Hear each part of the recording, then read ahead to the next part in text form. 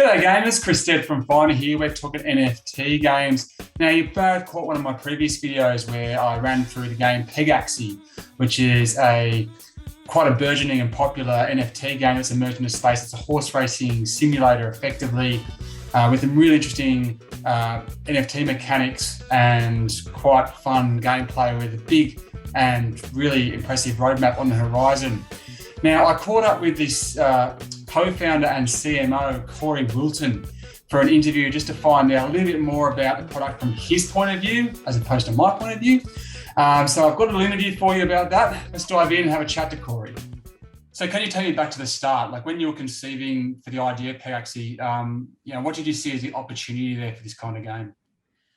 So I actually theorized it with the other two co-founders back in, would have been around January to February, when I first met one of the co-founders, and then they came with the general idea of a horse racing game. Zed Run and Axie were a little bit hot at the time, and we were like, you know what, there's something here. So I dove in personally into Axie, got to understand the ideas behind it, and recognized that the community had created the scholarship system kind of through a bit of a loophole in the Axie system. So I thought, you know what, there's probably a lot of potential here for user onboarding, but also there's a lot of risk when you're just doing account sharing. Let's put it all on chain. And that's really where the idea stemmed from. Obviously, what you see now is quite an early iteration of it, kind of like a proof of concept, which is released now. But yeah, generally that's the foundation of it all. Yeah, so obviously January, February 2021 there. Yeah, that's correct, yeah. So the parallels between Pegaxy and betting on horses, can't be ignored. Did that play a role in believing that there is an audience for this type of game?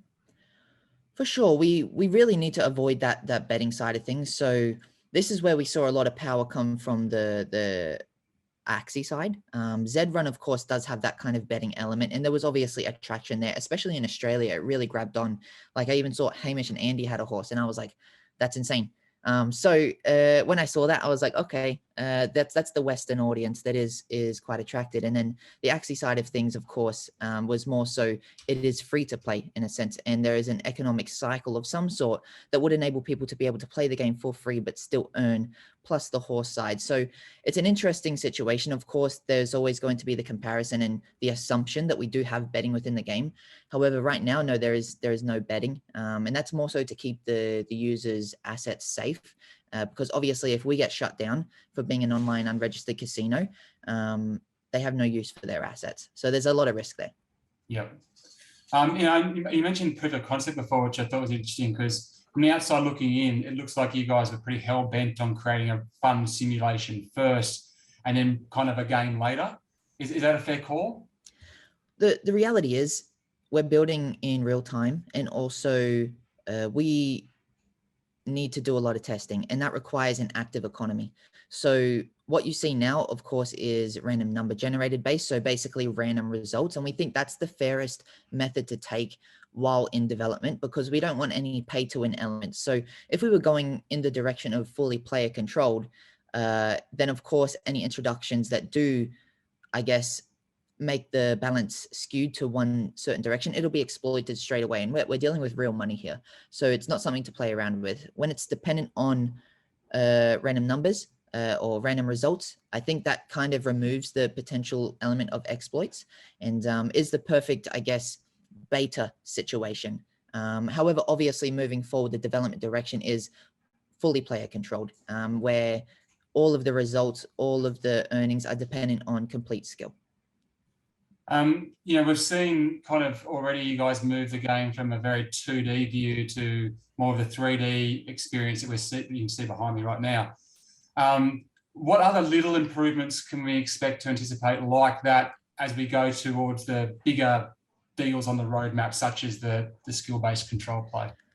Yeah, so the visuals is really important. And I think, 2D is fun enough. And it's funny that you mentioned the 2D because what we've realized is actually the older audience really likes it. Like we've got, the kids' parents actually playing it because it's in 2D and it reminds them of old school games, which is really interesting. So in our development direction, we've actually considered and likely will implement the option to switch between 2D and 3D because some people do like it. And it's obviously preferred on some lower end Android devices and computers and stuff. But moving forward again, yes, it's going to be 3D. And then, as you mentioned, the player controlled, but in between then, transitioning to at least fully compatible on mobile. When we say fully compatible on mobile, that also means, the marketplace with buying and selling, leasing out for renting, breeding, all of that type of stuff, which is all on chain and quite difficult to do on a mobile app. So it's really risky, and I'm not too sure if it actually has been done in a game before.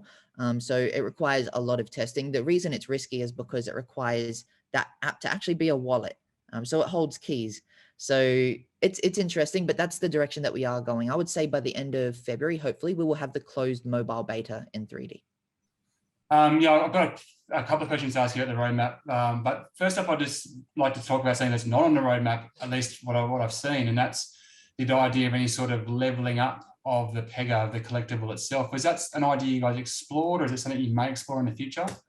Yeah, verticals are really important. And when it comes to the economy, there's so many things to consider of how it's effective. Taking the traditional method of experience points and stuff like that isn't the best route in something like this when it involves real money and inflation as well. So it's difficult. What you would probably experience is more so the merging of Pega, which is something that we call prestige. This is a decent example that I've made public. So let's say, you have, I'm not too sure if the viewers have seen Axie Infinity before, but you have breed counts that would be considered kind of like a level. As you go up in your breed count, it costs more in the utility token, but you're incentivized to go up there because once you hit a 7 out of 7 breed count, you have 2 of them, you can fuse them to level up your Pega up to a new level, which is considered prestige 1. So what that does is fuse 2 into 1, which reduces the circulating supply of the Pega, which is actually good for the economy, but as well as vertical progression for the user that did it. So you get rewarded for the sacrifice. It's difficult really to, I guess, explain for people who have not been in it because it hasn't really been done before. And the reality is we don't know if this is the right direction because no one's done it before, but it feels right. I was interested in what you said before about old school gamers liking the 2D view. I'm an old school gamer, if you can't tell from my graying beard, but like I definitely picked up on that and remember games of that ilk when I was a kid, including horse racing games. So as you move kind of from this random number generator model towards a skill-based gameplay model, how do you think that's going to change your audience and also potentially the value of the NFTs? Great question. Great question. This is really something that is difficult to weigh up. I don't know. We have to do it slowly. We have to do it in phases. And what's going to happen is generally small iterations of player skill-based stuff. So for example, in phase 1, it might just require you to push a button that'll speed you up 1 time and slow someone else down 1 time. You've got to use that in theory strategically to try and win, of course. So that would be considered, basic player controlled. However, when we go into, our end vision, which is we take inspiration from Mario Kart, that feeling that you get, there's not many people out there that have actually had a bad experience with Mario Kart, but you don't get so mad that you want to kill the person that beat you. You just want to keep playing, next match. It's not like a Call of Duty intensity. If we get to there, there is obviously device minimums, and then there's obviously reaction time minimums, and it kind of pushes away certain types of people. But then again, we need to be careful when we introduce something like that, the game balance, not pay to win. A lot to consider, I must admit, man. So it would come out in phases for sure. And I think to get to that end goal of, Mario Kart, it's not going to be like in 6 months for sure. Well, I was going to ask that because on the roadmap, there was talk about the skill-based gaming coming in around Q3. Is that, you think, likely to push out then? It won't be at that Mario Kart level, and I would say potentially there's even going to be, like phase 1, phase 2, and like Q2 or something like that, where we start doing these trials.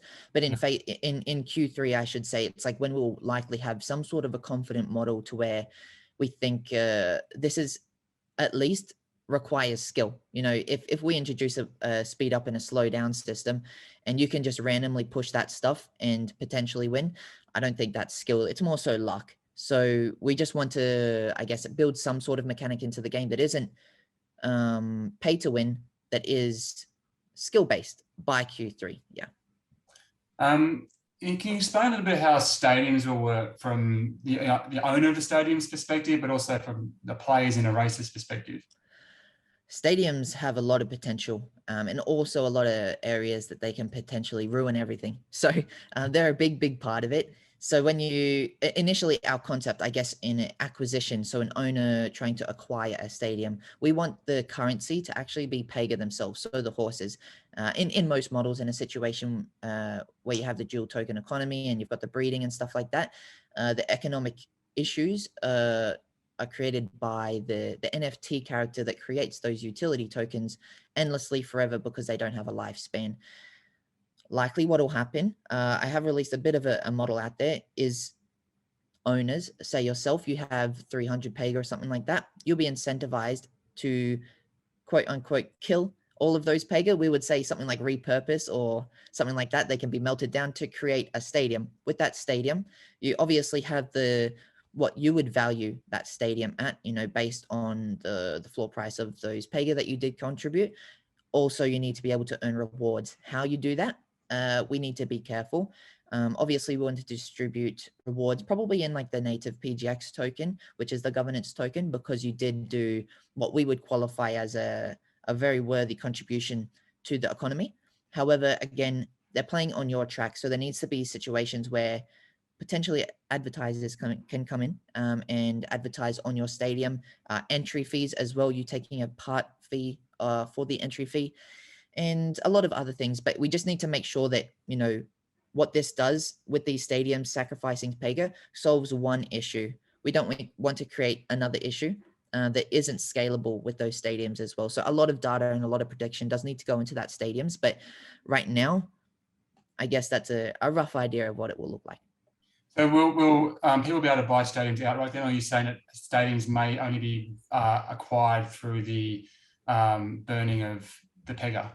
I should say they will be created through the burning of the Pega. And our perception of land in the metaverse is that it shouldn't be limited. It doesn't make sense. Obviously, we're limited to land in the real world, but in the metaverse, we're not. And why would we want to limit the amount of Pega that can be burnt? So they can create stadiums through the burning, but I should probably note we do have the plan for fractionalized ownership. So what that would mean is that if you have, say, a guild, many people are familiar with guilds, you have 10 different owners, you can all contribute to the creation of the stadium. You would then have what would be called like part ownership in a form of potentially a ticket, which would be, you know, you contributed 10% to the creation of the stadium, you then have 10% share of that ownership. Now you're able to then sell 10% on the marketplace for a USDT value if you wanted to.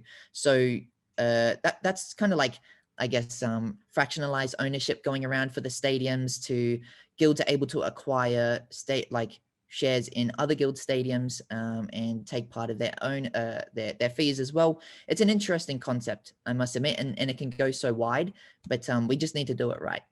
Well, that's fascinating, really, isn't it? Because then you're kind of talking about something that's effectively a fungible token, if it can be fractionalized.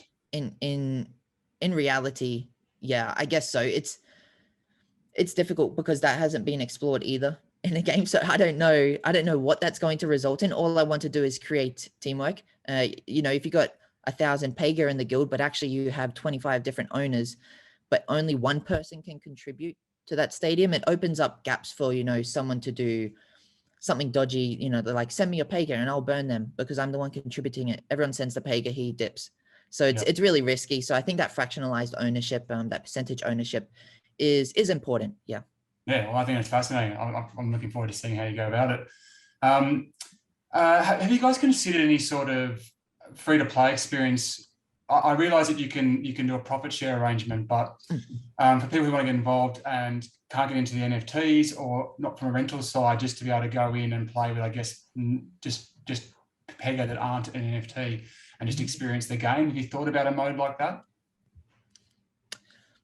Good question. I think it's a bit early right now, and we do have other plans I guess, which should kind of solve that. What you see as Pegaxy, the current IP, is very simple at the moment, but it will expand a lot.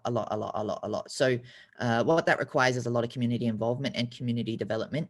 And again, that will come to be more clear in the future as we do begin to release it. However, I don't think creating a free game right now off of an RNG game is the best idea, because I'm not sure if anyone will play it. The reality is people are here to play with the money inside the game, and that's why they're attracted to it. And if we deny that, I think we're a little bit delusional. So that's just the reality right now. And I think our time is better set focused on making the current game that we have better and more enjoyable for the people who are already in it. And I think taking a step back from that, we also realize that there is actually two types of players in our game. You've got the players who are generally brought in from the owners, who are what we call the scholars. They play a little bit of a different game, which is the actual visual game, which requires skill. However, then you've got the owners who are over here. They're playing a different game. They're playing a management game. They're playing a breeding game. They're playing a scaling game. They're playing a growth game. They're probably not even interested in this. You know, we have to build a game for these guys as well. So in theory, we're building two games. This side is actually probably easier, but integrating both of these together, plus making this fun, exceptionally difficult. Yeah. So you spoke about, IP there, and I've seen on the roadmap, interoperability with other NFT projects. Are you talking about other NFT projects externally through other developers? Are you talking about grander games within the Pegaxy universe? Both, for sure. I think building on top is totally possible, but I also like the idea of, the idea of an actual metaverse. My idea is that it's actually up here, most people's metaverses, and you're going to have services that you interact with, but the metaverse is up here. What you actually believe is the metaverse is different to what someone else thinks. But then there's also metaverses which are visual, Decentraland and the other one, Sandbox. So we think that's important to potentially explore the integration of people, even just being able to bring their NFT into there and just show it, you know what I mean? Like I've got a Pega and I put it in my Decentraland house. I think that's really important as well. So that's the areas that I'm looking to explore. Okay, awesome. And just talking about the tokenomics a little bit, or the way that the Viz is handed out. Can you see the current rewards for first, second, and third, the VIS reward for that changing over time? We need to be careful, and this is the part of the economy that is quite risky when you play with people's pockets and you promise them something and change something. So what we introduce actually is different type of throttles. That's what we call them, and they're actually cooldowns. So in the breeding situation, you have certain cooldowns when you breed. You can't breed for 24 hours to 96 hours, and then you can't race for the exact same on the scale. However, we have to introduce things to slow down growth because we're in a weird position where we grow too fast. It's probably not a problem to most people, but unfortunately, you can't find a happy medium in a game like this because so many people come in at one time. So we need to introduce something that slows them down. It doesn't restrict their earnings. It just slows it down over a period of time. So introducing, for example, a cooldown to where after they breed, the parent can't race for 4 days would just mean that they can't earn for those 4 days, but they can still earn after those 4 days. What it does is extend it out every single breed. The earnings are just going to take, 15 days longer. That means the breeding can't happen as frequently. When you apply that to the entire ecosystem, of course, the exponential growth chart generally kind of flattens out for a little bit longer. That's something that just buys time. And when we buy time, when we introduce mechanisms like that, what it does is give us the ability to develop more syncs and think of better ideas to keep this game around much longer, because we simply don't know the answer to what is the perfect loop. When I was looking at kind of the play to earn potential of this game, when I look at the NFTs, there was a very specific and obvious pathway of how you could recoup your investment costs and start playing in the black. When I was looking at the play to earn side of things, I was looking at the prices that things were going for rental.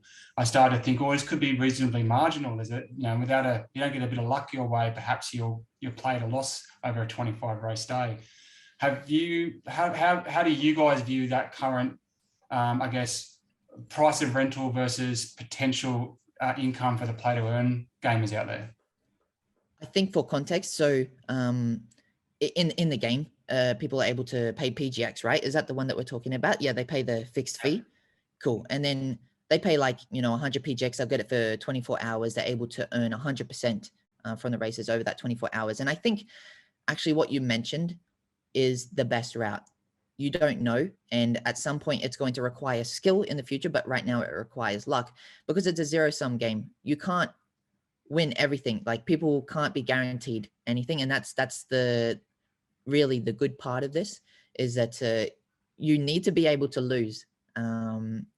Otherwise it's kind of, it doesn't make sense. It's not scalable if every single person wins on every action. So I would love if that was a situation always. And I think because it is a free market that people are going to generally calculate the rentals to that, because the users, the owners are setting that rental fee. They're generally going to be setting that rental fee based off of what it can earn per day. So it's an interesting situation. I agree, but I think that is the way forward for economic balance and longevity. Your roadmap talks to the introduction of loot boxes at some point in the near future. Loot boxes obviously something that's quite derided in mainstream gaming. How's it going to play out in Pegaxy? Yeah, so a lot of inspiration would come from something like Genshin Impact, so like gacha systems. And these are, an example is, I guess, a skin in the game, and essentially being able to upgrade that skin. So it's kind of like separate to the earning mechanisms and all of that type of stuff, but it's vanity and people are obsessed with that stuff. That's why these games like Fortnite and stuff make so much money. We need to have that in the system as well as a sink for that utility token. So that's really the direction that we're going to be going. If you have 3 of the same skin, you're able to fuse them together to create an upgraded skin. They're going to have to acquire 3 more of that upgraded skin, which requires 9 total of the original skin, which is a lot of gacha box systems. So that's the idea here. There's multiple verticals for them to be able to work towards. And it's interesting, actually. A lot of people will say, this is when you look at Axie, it's not possible for the scholars to do that because of the framework. However, if you look at the Pegaxy system, everything is on chain and the scholars actually exist in the game. Our game is able to identify between an owner and a renter. The scholars or the renters are actually able to participate in gacha box systems as well, which creates a lot more sinks and a lot more, I guess, economic stability as well. Right. Okay. And will these items also be earnable through in-game play, or is this going to keep it straight to loot boxes? Difficult to tell. Yeah, we just need to make sure that it is, I guess, sustainable and makes sense, but desirable as well. We don't want to make it like super easy, if you get what I mean, and that reduces the value. We don't want to be handing these out. It's kind of, you got to work for it. I guess that's where Genshin Impact does really, really well. So one of my, I guess, criticisms when I originally started looking at the Pega as a collectible was that they all kind of use the same model, a beautiful model, but all got the same model, all kind of got the same animations. They don't kind of have personality in between the breeds and the bloodlines about how they gallop or in shapes and sizes, that type of thing. Is that something that you may look to introduce in the future, or do you want to keep them kind of very similar to each other and then use gear and riders and these other things that you're introducing as the difference, and these loot boxes, what sounds of it? They will all look different. I wish I could share my screen, but I have some like demos of what they will look like. Does it work? Is that okay? Yeah, you should be able to do share screen. Cool. I'll try and show you now of a bit of a demo of one here. And this is what we call the Campona, if people are familiar. So if they haven't seen our Pega, they will be able to see it. But that's what we have, is one of the new models. So essentially, every single bloodline, like you mentioned, is going to be completely separate and look different. Right now, they're only identifiable by the wings. The reason we did that is because we wanted at least something to be identifiable for them. However, moving forward, literally every breed type, bloodline, rarity, everything will have its own feature. Just takes like a ridiculous amount of effort to build. So I'll send this picture to you after as well. So maybe if it didn't look good, you can chuck it up. But yeah, there will be a lot of development in that. Absolutely. And I'll just briefly mention riders just then. Thank you for showing that. That's fantastic. I only just picked up on the riders in the roadmap, and I didn't see when I first looked at the roadmap. So riders, are they going to be a bit like gear in terms of something that can slightly accentuate your pega, or is it going to be more like the food where they're more of a buff?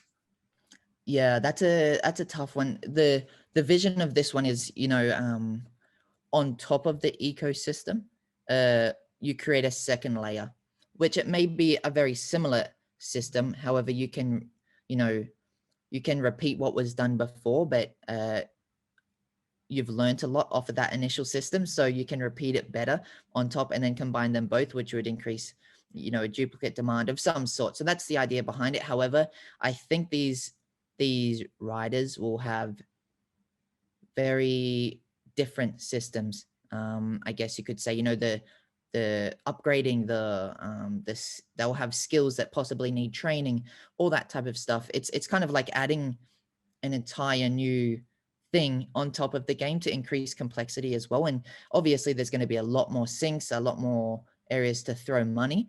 However, also combined with the initial game underneath, a lot more complexity and areas that people need to have more skill. You're describing, now a game of pretty serious depth that's going to, you must have quite a number of years of vision here. I think we have to, when, if we really attempt to have something this big, the reality is we need to have a vision that makes this IP potentially $1 billion. And that's just the reality here. We can't come out with confidence or, kind of have a half done vision and let this thing turn into some beast by itself and then just get distracted because we have money.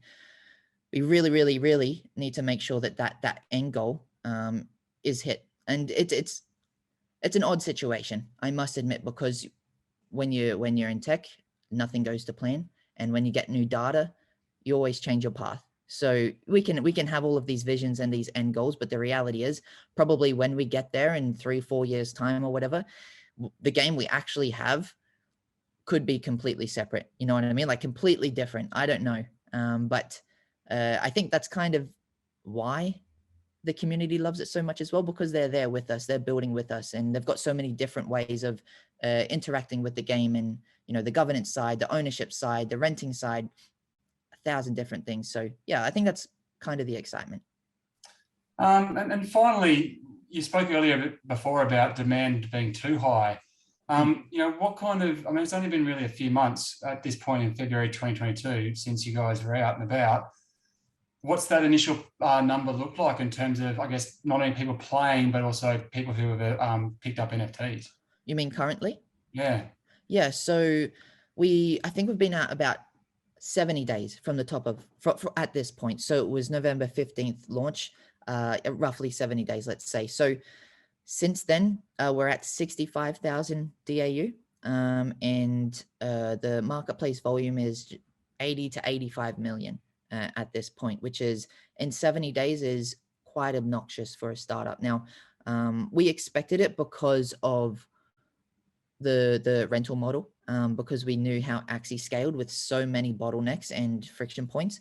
We literally removed 100% of that. So if we let it loose without the cooldowns, there's probably going to be a million Pega right now, but we underestimated, even with these cooldowns, the level of demand, because people can kind of see the vision, I guess. And we're trying not to repeat history, a massive up and then a massive down as well. So we've got a lot of things that I guess we want to introduce, and they also see that as well. So it's kind of like a collective right now working not to repeat history and do the exact opposite, because we're still in an experiment. When we launched, we only had one path to follow, and at some point we had to split off. We're at that point right now where we have to split off Axie Infinity's path and try different things. And the best way to do it is probably go the extremes. They went this way, we're going to go the extreme this way. And then the people that come behind us, after us, who are developing games, can take both data points and find a happy medium. And I think that's just going to be our contribution to the space in general.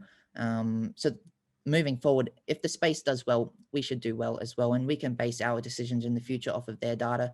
But I guess that's kind of the direction that we're developing. Yeah. Actually, I've got one last final question for you. Sure. I don't know if you've been, how much of a gamer in the mainstream space you've been. It sounds like you are by some of the names you've referenced. We've seen a lot of backlash from mainstream gamers about NFTs, especially with what Ubisoft's done with Quartz and Digits. When you see and hear that kind of feedback from the traditional gaming audience, does that impact at all the way that you guys think about your game and the way that you approach Pegaxy? Great question. Really good question. I think there is this divide actually because of our side, the NFT side. These guys are coming out making statements about we're going to dominate the industry. This is the way forward. All this bull. You know what I mean? Like talking like this is the next generation. There's not going to be any gaming for fun and that doesn't involve money. The reality is that is going nowhere. We are just a different type of gaming. And there is enough users that are interested in this space for us to continue how we are without even speaking to these guys. Like you don't need to create the conflict. We don't need to talk about, a play to earn Valorant. Like it just doesn't matter. I think that's more so the point. People are going to create politics because they want politics. They want to argue. They want to feel significant in the space, like they have an opinion. And when they argue, they feel like their opinion is cared about. But the reality is the ones who are going to make the biggest difference are the ones who just ignore it and keep building. And that's the goal here. Just keep building something that the people who are interested will come. We're not trying to convince anyone to go and convert. If you're not interested, just ignore it. That's just the reality. And I guess the message would just go out to our industry. It's like, just shut your mouth and keep building. Don't talk about the traditional space because they're just not interested. If they're interested, they'll come over anyway. Just keep building. All right. Great answer, mate. And thank you very much for your time. I really enjoyed that. No worries. Appreciate it. Thanks for having me. So there you go, gamers. Some insights there from Corey Wilton, the co-founder and CMO of Pegaxy. I thank him very much for his time and providing me an opportunity to ask a few of the questions that were burning at me ever since I got in front of the game. Now, make sure you go across and you look at my Pegaxy review video so you can get some more deeper insights from my perspective on what I think of the game and where it's going. But either way, it's obviously quite an exciting release, and I was reasonably impressed by the way that Corey presented himself, and I was very impressed with the way he presented himself and with the clear thought pattern, how transparent he was about what he is building, that it is indeed a game for people who want to play around with their money. All right, I'm Chris Stead from Fractional. Thank you very much for watching. Make sure to check out my other videos, subscribe for more action on NFT games, and I'll speak to you all later.